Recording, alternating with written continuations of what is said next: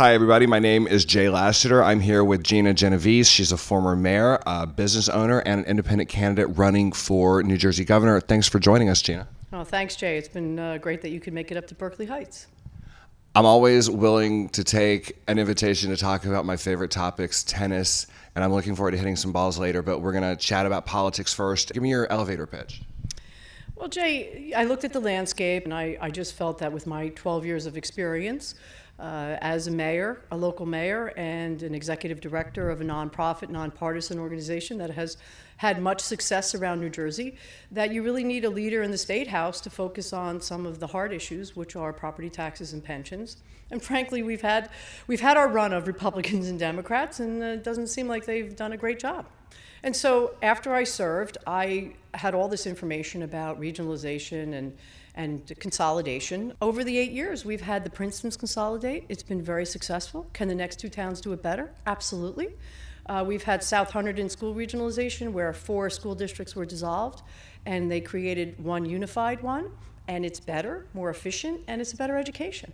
So it's basically the concept of taking municipalities, which are very small, and merging them in the sense that they can share instead of duplicating certain services to save the taxpayers money. Is that right? And this is not only an issue that we're facing, it's an issue that many states are facing.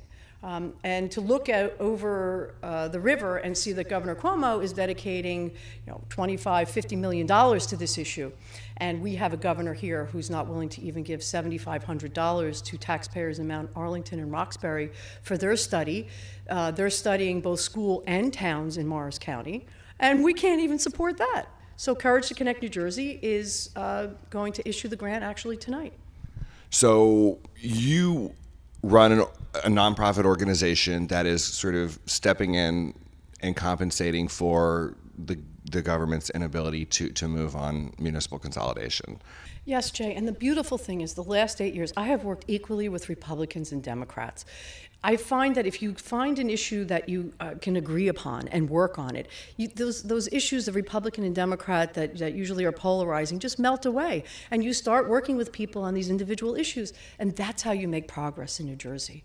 I think that there are bipartisan solutions, and I think that there are middle-of-the-road solutions for most things. And Jay, the one beautiful thing about what our organization did the past 8 years is that you are looking at making more efficient governments, lowering taxes and school districts, as well as then improving the services. The Princeton's Police Department combined is a much better police department. So it was Princeton and Princeton Township, right? Yes, and so what that does is it really satisfies both sides, doesn't it? So to me, this is a unifying issue.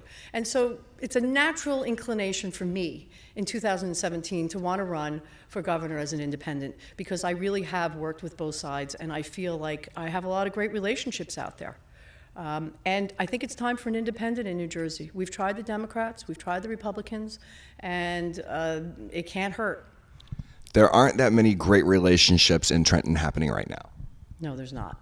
No, there's not. There's a lot of factions. And you also have your two-party bosses that dictate a lot, that are pulling strings and telling people what to do. So, yeah, if by chance, a miracle, I win, I'm going to have a very tough job. But I'll tell you something right now, Jay, I'm a tough cookie, and I know what's out there. I know my enemies. I know the sharks.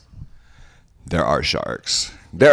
Gina, there are sharks in New Jersey politics. Imagine my surprise. I'm not Pollyanna. I know exactly what I'm up against. But I believe that if my message resonates with the people, and I have the people on my side, that's why we have a property tax rally going on October 22nd, right at the State House.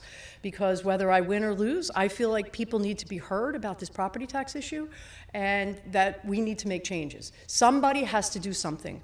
Do you mind if we talk about the opiate crisis for a minute? The body count keeps going up. What are we missing? I don't think that there's any resident of New Jersey that is not affected. We need to talk about depression. We need to talk about drugs. We need to talk about insecurities. We also need to talk about the stress that is placed on our students right now.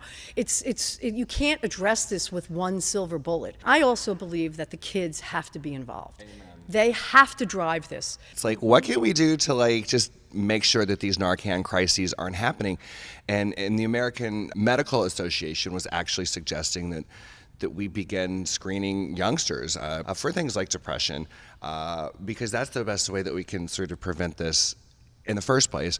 And another way to prevent this, look, I spent all of my time after high school, when the bell rang, I came to the tennis courts. There was no time for trouble because I was too busy honing that backhand that I'm looking forward to showing you later. I am looking forward to seeing it. Yeah, listen, I'm not an expert, but I have a tennis club here for 35 years, okay? I have hundreds of kids that come in here and I teach. And I have never seen a 10-year-old tell me that they have anxiety or kids cannot make their tennis lesson because they have to study. And this trend that I see is not good. These numbers are going to just keep rising. And we have to teach the kids to empower themselves. I'm not sure that our kids feel empowered to stand up to this drug crisis or to bullies very often. I mean, we're busy making laws and policies and regulations, but, I don't think kids read opiate regulations. Oh, if I'm governor, this is going to be a huge force because these kids, I have to empower them. That's what being a leader is. To me, they're my heartbeat.